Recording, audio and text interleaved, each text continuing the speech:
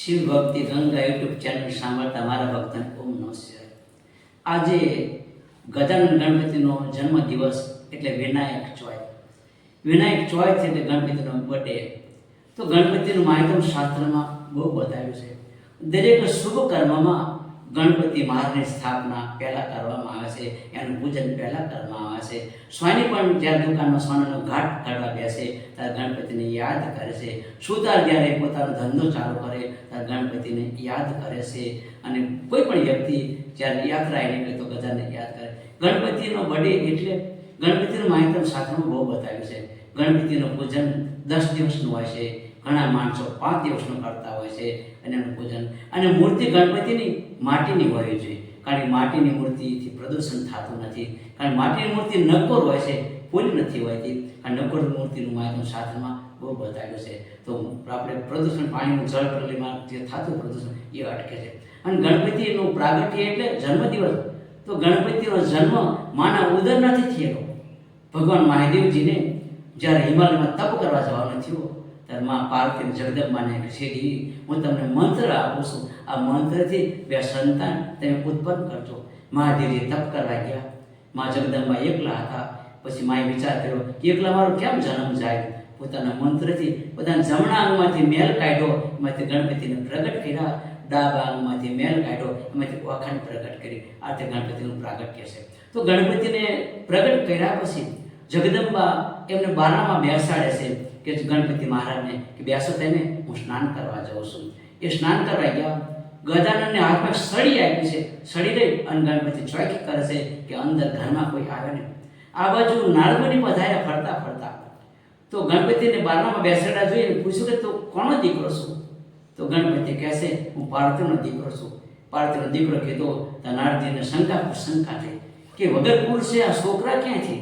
મહાદેવ તો હિમાલયમાં તપ કરવા ગયા છે અને મા જગદંબા એકલા. તરત મહાદેવજી પાસે નારદજી પધાર્યા. મહાદેવજીને વાત કરી કે પ્રભુ તમે તો ભાંગે ગાંજો ખાઈ અને તપ કર્યા કરો અને વગર કુળ છે મા પાર્થિવ છોકરા રમાડે છે. તો ભગવાન ઉતાવળ નથી થયા. કોઈ પણ વાત સાંભળ્યા પછી તિલ જોવો, તિલની ધાર જોવો, એનો સૂક્ષ્મ વિચાર કરો. વિચાર કરી અને બ્રહ્માને બોલાયા. બ્રહ્માને કહેશે જાઓ તમે તપાસ કરો કે કોણ છે આ. તો બ્રહ્મા ત્યાં જાય છે. કહેશે કે તું કોનું સંતાન છું? કે હું મા પાર્વતીનું સંતાન છું. પછી વાટોચટીમ યુદ્ધ થાય છે, ઝઘડો થાય છે. બ્રહ્માને અંદર જવાનું કીધું પણ અંદર જતા નથી અને ઝઘડો થયો. યુદ્ધમાં બ્રહ્માની હાર થઈ. બ્રહ્મા મહાદેવજી પાયા કે પ્રભુ કોઈ સામેની બાળક નથી, તમારી કરતાં કોઈ સ્વાભાવિક બાળક છે. પછી બ્રહ્મા ગયા પછી ભગવાન વિષ્ણુને બોલાયા. વિષ્ણુ ભગવાનને કહેશે વિષ્ણુ પરમાત્મા જાઓ તપાસ કરો એ કોનું સંતાન છે. વિષ્ણુ ભગવાન આવ્યા છે. વિષ્ણુ ભગવાનને પણ એમને યુદ્ધ કર્યું કે કોનું સંતાન છું? કે હું તો પાર્થિવનો દીકરો છું, કે મને અંદર જવા દે. અંદર ન જવા દઉં. મારી માં સ્નાન કરે છે. અને પછી એમને યુદ્ધ થાય છે. વિષ્ણુ ભગવાન સ્વદર્શન ચક્રનો ઘા કર્યો. સ્વદર્શન ચક્ર પાછું પડ્યું. એમની હાયર થઈ. વિષ્ણુ ભગવાનની હાયર થઈ પછી મહાદેવ પાસે કે પ્રભુ કોઈ તમારી કરતાં સ્વયં સંતાન લાગે છે, એમાં હું હારી ગયું છું યુદ્ધમાં. પછી ભગવાન પોતે જાય છે અને કહે છે અંદર જવાનું કહે છે કે પૂછે કે તું કોનું સંતાન છું? મહાદેવજી એકદમ ક્રોધમાં આવ્યા. ક્રોધમાં આવી ત્રિશૂળનો ઘા કર્યો અને ગણપતિનું મસ્તક કપાયેલું મસ્તક એવું કહેવાય છે કે ચંદ્રના રથમાં જઈને પડ્યું. અને રથમાં એ પડ્યું ત્યાં ચંદ્રને કાળો ડાઘ લાગ્યો. અને ચતુર્થ દિવસના દિવસે કાલે ચંદ્રના દર્શન કરવાનું મનાય છે, કારણ કે એમાં આપણને દુષ લાગતો હોય છે. કાલે તમે ઉગતા ચંદ્ર જ્યારે અર્ઘા આપો, જળ ચડાવો ત્યાં તમારે નીચું જોઈ અને અર્ઘા આપવાનો. એની સામે નજર કરો તમને પાપ લાગે, દુષ લાગતો હોય છે. આ પ્રમાણે એમનો પ્રાગટ્ય જન્મ નથી. પછી મહાદેવજી ને પાર્થિવ જગદંબા કહેશે એ મહાદેવજી એ પતિદેવને કહેશે આ તમે સંજીવન કરો. મસ્તક તો ચંદ્રના રથમાં જઈને પડ્યું છે. ત્યારે મહાદેવજી એક ગણને કહેશે ઉત્તર બાજુ જાઓ, જે કોઈ આવે એનું મસ્તક તમે કાપીને લાવો. ઉત્તર બાજુ 2 ગણ જાય છે. તો એક હાથીનું નાનું બચ્ચું, એ બચ્ચાનું મસ્તક કાપી અને લોકો લાવે છે. ગણપતિનું કમળ છે અને હાથીનું મસ્તક મોટું. એ મસ્તક જ્યાં મૂક્યું ત્યાં ગડગડીનું પેટ મોટું થયું છે. ત્યારથી ગણપતિ મોટા ફાયદા લાવીના છે. અને એમને સૂન લાવી અને ગણપતિને આજે હાથીનું મસ્તક ચડાવ્યું છે અને ગજાનન કર્યા. પછી પાર્થિવને ભગવાન વરદાન, અરે આવો મારો દીકરો. મા જગદંબાએ મહાદેવ ફરિયાદ કરી આ તો બધા મને મ્યાના બોલશે કે આવા દીકરા કોઈ નહીં હોય. ત્યારે મહાદેવજી એમનો ક્રોધ શાંત કરવા કહે છે કે દેવ હું તમને વરદાન આપું છું કે તમારો દીકરો દરેક જગ્યાએ શુભ અશુભ બધા કામમાં એનું પૂજન થાય છે અને ઘી ગોળ બધાને ઘેર જમશે, લગ્નમાં પણ ઘી ગોળ જમશે, હું તમને વરદાન આપશું. ત્યારે ગણપતિની પૂજા આરતી એનું આપણે બધું કરીએ છીએ અને પૂજન આપણે બધા કરીએ વિઘ્નહર્તા ગણપતિની આરતીમાં. તો ગણપતિની એક બીજી કથા આવે છે કે જ્યારે ત્રિપુરાસુરનો અત્યાચાર થયો ત્યારે મહાદેવજી એને મારવા માટે વરદાન માંગેલું કે મહાદેવજીથી મૃત્યુ થાય.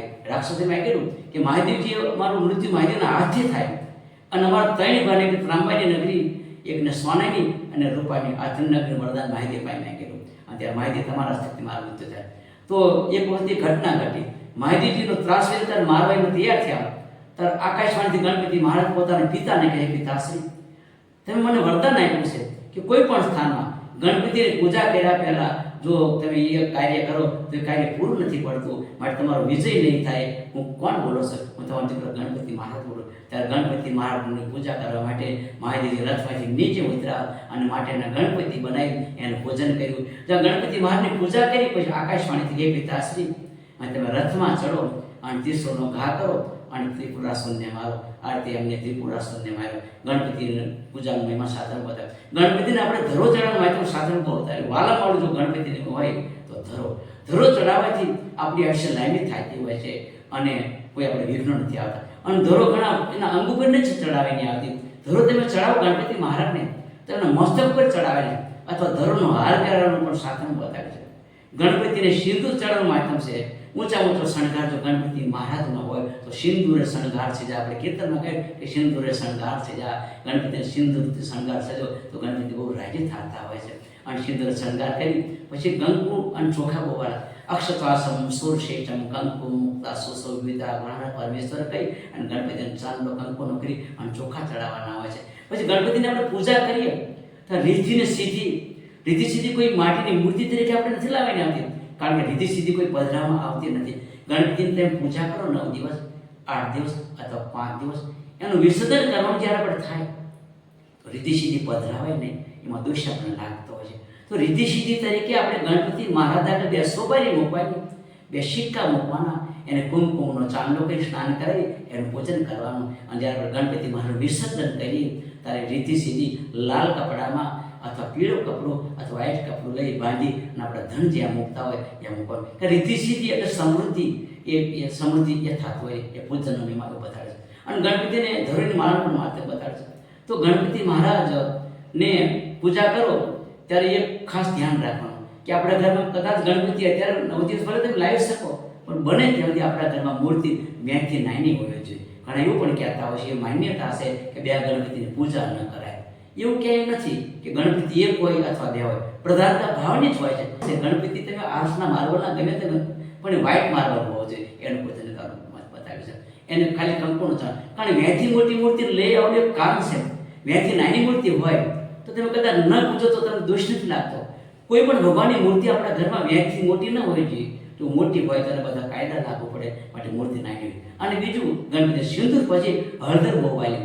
ગણપતિ મહારાજને હળદરનો લેપ કરો તો ગણપતિ બહુ રાજી થતા હોય છે. અને શાસ્ત્રમાં એવું પણ બતાવ્યું છે કે હળદર લઈ અને હળદરના ગણપતિ બનાવી એનું પૂજનનું પણ આજે શાસ્ત્ર બતાવે. ગણપતિને 5 લાડવા અથવા 9 લાડવા અથવા 108 ઘણા જમાડતા હોય છે અને એ બધા પૂજન કરી અને આવું કરતા હોય. તો ગણપતિનો એમાં શાસ્ત્ર બતાવ્યો છે. તો બને ત્યાં સુધી એને આપણે પૂજા કરી અને આપણે એમાંથી મુક્ત થઈ શકીએ.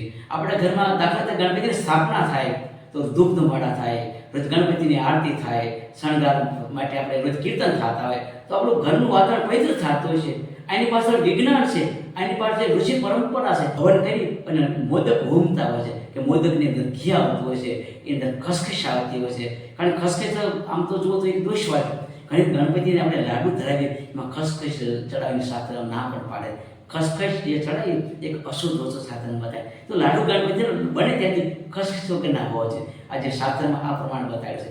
તો એ હવન થવાથી ઘીનું હવન થાય, આનું હવન થાય તો આપણું વાતાવરણ પવિત્ર થતું હોય છે. આપણા વાતાવરણમાં શબ્દો ભગવાનના ગુમતા હોય છે. આપણા ઘરમાં ભજન થતા હોય, સત્સંગ થતા હોય તો આપણા ઘરમાં વાઇબ્રેશન પ્રગટ થતું હોય છે. માટે બને તેટલી ગણપતિની પૂજા કરવી અને બધાને સલાહ આપી. અત્યારે માણસો લાખની મૂર્તિ લાવતા હોય છે. કોઈ 50,000ની લાવે, કોઈ 10,000ની લાવે, પણ એનું મહત્વ નથી. એક ડેકોરેશન સાતરા પણ એવું બતાડે છે. મૂર્તિ ઇંચની હોય કે મૂર્તિ 10 ઇંચની હોય કે 25 ફૂટની હોય, પણ મૂર્તિ નક્કોર હોય છે, નકર તમને દોષ લાગે. મૂર્તિ ચાંદીની લાવો, મૂર્તિ સોનાની લાવો કે પછી માટીની લાવો, કોઈ પણ મૂર્તિ હોય તો એ પવિત્ર હોવી જોઈએ અને એ નક્કોર હોય છે. આજે બધા માણસો કોઈની મૂર્તિ લાવી અને પૂજા કરતા, એટલે ભગવાન આપણને કહેશે કે મૂર્તિ મંત્ર માળાઓ બદલાય. એટલે શાસ્ત્રમાં બતાવ્યું કે માટીની મૂર્તિનો મહિમા વિષ્ણુ ભગવાને બતાવ્યો. ઘણા એમ થાય માટીના જ ગણપતિ હોય છે. હા, વિષ્ણુ ભગવાનને પણ આ પૂજા કરી. વિષ્ણુ ભગવાને માટીના શિવની પણ પૂજા કરી છે. વિષ્ણુ ભગવાને મા જગદંબાની મૂર્તિ બનાવી ફવારા પૂજા કરી અને વિષ્ણુ ભગવાને માટીના ગણેશની પણ પૂજા કરી છે. આ શાસ્ત્ર પણ બતાડે, કારણ 18 પુરાણમાં વસ્તુ બતાડે. પણ અત્યારે ટાઈમ કોઈને શેર નથી. બીજો બધો ટાઈમ છે, મને મોબાઈલમાં ટાઈમ છે, રખડવાનો ટાઈમ છે, પણ આ ભક્તિનો કોઈ ટાઈમ આપણે કાઢવો પડશે. આપણે જવાનું છે. આ કોઈ ગેરંટી કાર્ડ નથી. દરેક મનુષ્યના ખીચામાં રિટર્ન ટિકિટ છે. આજે ઘણા કહેતા ગઢપણમાં ગોવિંદો ગાઈશું, ઓનલાઈન પોર આપણે ગણપતિને બેસાડ પોરની કંઈ ખબર છે આપણને. જ્યારે પણ ઈચ્છા થાય કે આજે મારે ગણપતિ મહાની મૂર્તિ લાવી અને ઘરમાં પ્રતિષ્ઠા કરી પધરાવી 9 દિવસ આનંદ કરો છે, ત્યારે ઘડી એની સ્થાપના કરો અને પૂજન કરો. કાયનો કોઈ ભરોસો નથી. ન જાણે શ્રી જાનકી નાથે કાલે સવારે શું થવાનું છે. તો માટે આજ અમૃત કરો અને તમે તમારા માધ્યમથી કોઈ જીવને એ માર્ગે વાળો. તમારી ઘરે સ્થાપના થાય, આજુબાજુના ઘરે ઘરે બધા સ્થાપના ન થઈ, બધાને આમંત્રણ આપો, સુંદર મજાની સાંજે આરતી કરો અને બધા ભક્તોને પ્રસાદ આપો. અને કોઈને એવો વિચાર પણ આવશે કે મારે પણ આ ઉત્સવ કરવો છે અને ઘરે ઘરે ઉત્સવ થાય અને પ્રદૂષણ ન થાય એનું ખાસ ધ્યાન રાખજો. મૂર્તિ કદાચ આપણે માટીની હોય તો આપણે એક પાણીમાં ડોલમાં પાણી લઈ, મોટા ટબમાં પાણી લઈ અને ઘરે માટીની મૂર્તિનું વિસર્જન થાય. એ ઓગળી જાય પછી આપણે એને તુલસી ક્યારે પથરાવે. અને પ્લાસ્ટરની મૂર્તિ તમે દરિયાના કાંઠે જોઈજો, ચારે કોઈ મૂર્તિ ખંડિત રખડતી હોય છે. એ વસ્તુ અયોગ્ય છે, કારણ કે એ આપણે ન કરાય. કે પાંચેય તત્વો બધા અંદર ભળી જતા હોય છે, પછી કોઈ અચોખી ન લાગે અને બને ત્યાંથી માટીની મૂર્તિનું પૂજન થાય. અને ગોળના ગણપતિ બનાવવાનું સાથે બતાવ્યું. કોઈ વ્યક્તિને ગોળના ગણપતિ બનાવે એને પણ પૂજન કરાવે. ઘીના ગણપતિનું માધ્યમ સાથે બતાવ્યું. સુંદર મજાનું ઘી લાવી એને કડક કરી અને મૂર્તિ બનાવો અને પૂજા તે ભાવથી જો કરતા હશો ને તો ઘી વગળતો પણ નથી. એનો અનુભવ ખુદ અમને થાય છે. એનું પણ માધ્યમ સાથે અને બને ત્યાં સુધી માટીનો ઉપયોગ તમે કરજો કે આપણા માધ્યમથી કોઈ આપણી મૂર્તિના વિસર્જનથી કોઈ જીવજંતુને વિક્ષેપ ન પડે. કારણ કે તમે સમુદ્રમાં નાખો, કેમિકલ હોય અંદર, જેવા તેવા રંગ વાપર્યા હોય, એ કેમિકલ જળચર પ્રાણીઓ બિચારા ખાય અને મૃત્યુ થતું હોય. અને જળચર પ્રાણીઓને આપણે બચાવવા માટે બધું કરવાનું છે. જો આપણે એ બધું કરશું તો જળચર પ્રાણીનો નાશ થઈ જાય છે, પૃથ્વીનો નાશ તરફ થઈ જાય છે. તો આપણે પ્રદૂષણ ન થાય એનું ખાસ કાળજી રાખજો. આ પૃથ્વી બધાયને છે, બધા આપણે ધ્યાન દેવાનું છે. પૃથ્વી કોઈ એકની નથી. બધાએ થોડું થોડું ધ્યાન દઈશું તો આપણે સ્વર્ગ ઊભો થાય છે. આપણે સ્વર્ગ ઊભો કરવાનો છે. પ્રદૂષણ વધવાથી આપણે પ્રલયના કિનારે ઊભા છે. હવે ક્યારે મહાપ્રલય થઈ જાય એનો કંઈ ભરોસો નથી. આજે થોડા જ વર્ષમાં એવું લાગે છે કે કદાચ મહાપ્રલય થઈ જશે. અગ્નિપ્રલય થાય છે પ્રદૂષણના કારણે. પ્રદૂષણને ઓછું કરવા માટે આપણે બધાને ધ્યાન દેવાનું છે. અને ગણપતિની પૂજા કરો. હળદરના ગણપતિ બનાવાય, હળદરની ગાંઠો લાવી એની માળા કરી અને ગણપતિનું પૂજનનું પણ સાધન બતાવ્યું. ધરુણની માળા પણ બનાવે. ધરુણના વલાલી ધરુણના મણકા બનાવવાના અને ધરુણના મણકા પીળા ધાગામાં પરોવી અને જો આપણે એની માળા કરીએ 108 પારા બનાવી ધરુણના ખડના, પણ એનું માધ્યમ સાધન બતાવ્યું છે તો કોઈ વિઘ્નો ના આવે, આપણી લાંબી આયુષ્ય થાય છે. ધરોની એટલું બધું માધ્યમ છે. એટલે આપણે મહાદેવ પણ ધરો ચડે છે, એમના દીકરાને ધરો ચડે છે. ધરો ચડાવેથી કોઈ વિઘ્નો નથી આવતા અને આપણી આયુષ્ય ભક્તિ માટે લાંબી થાય. સંસારના ભોગ ભોગવા માટે લાંબી આયુષ્ય ગણપતિભાઈ કોઈ માગતા નહીં. હે ગજાનન ગણપતિ મહારાજ, મને એવા આશીર્વાદ આપો કે મારું આયુષ્ય તમારી ભક્તિ કરવા માટે દર સાલે તમારી સ્થાપના કરું અને પૂજન કરું અને ઘણા જીવ પાસે પૂજન કરાવું અને કીર્તન સત્સંગ કરું. એ માટે હું લાંબી આયુષ્ય માગું. સંસારના ભોગ ભોગવા જ કરો. ભોગ રોગ ઊભા કરે છે. રોગ ઊભો ન થાય ધ્યાન રાખજો અને ભક્તિ કરાવજો. તમે એક જીવને પણ પ્રભુના માર્ગે વાળજો. પરમાત્મા તમને કહેશે કે મનુષ્ય મેં તમને બનાવ્યા. મનુષ્ય બનાવ્યા પછી તમે પ્રભુનું ભજન કરજો અને કરતાં કરતાં બીજા જીવને આ માર્ગે વાળજો. તો તમારું તો કલ્યાણ થશે તો બીજા જીવનું પણ કલ્યાણ થાય છે. માટે ગણપતિનો મહિમા 9 દિવસનો છે. તો તમે આનું ધામધૂમથી ઉજવો તો તમારા ઉત્સવથી આજુબાજુના બાળાને પણ વિક્ષેપ ન પડે. મોટા મોટા સાઉન્ડ, મોટા સ્ટેડિયા મૂક્યા હોય, ધમધમાટી બોલાવતી હોય, ઘણા માંદા હોય, બધા બીમાર હોય, એવું પણ ન કરતા. કારણ એ રીતે આપણે ગરબા ગાવાના કે આવું પણ ન હોવો જોઈએ. તો આપણી ભક્તિ કોઈને વિક્ષેપ ન પડે એ આપણે ભક્તિ કરવાની. આપણી ભક્તિ કોઈને બાધારૂપ ન બને. ભક્તિ તમે એવી કરો કે કોઈને દુઃખ ન થાય એ માટે નથી. બધાને સુખ આપવા માટે આપણે બધા ભક્તિ કોઈ પણ દેવની તમે ભક્તિ આરતા કરો, પણ આપણી ભક્તિ કોઈને બાધક ન બને. તો સાધક એને કહેવાય કે આપણી ભક્તિ કોઈને બાધક ન બને એને સાધક કહેવાય. સાધના ગમે એની કરો એવું એમાં સાધનો બતાવે. તો તો ગણપતિનો મહિમા આવો છે, સુંદર મહિમા થાય એટલે ગણપતિની પૂજા કરે. ગોબરના પણ ગણપતિ બને છે, પણ બને ત્યાંથી આપણે માટીનો જ ઉપયોગ કરજો, કારણ કે બધા કઈને ઘાટ ઘડતા ન આવડે. અને ઘણા કહે છે મૂર્તિ ખંડિત છે. મૂર્તિ કદાચ ખંડિત થઈ હોય માટીની, તો સહેજ માટીનો લેપ કરો તો એ ખંડિત નથી કહેવાતી. પણ મૂર્તિ કદાચ ખંડિત હોય પણ તમારો ભાવ અખંડ રાખજો, ભાવ તમારો કોઈથી ખંડિત ન થાય એની ખાસ કાળજી રાખજો. અને ગણપતિ માર્ગે થાય એટલે તમે ભક્તિ કરજો અને બધાને એ માર્ગે વાળજો. ઓમ ગમ ગણપતિ નમસ્કાર.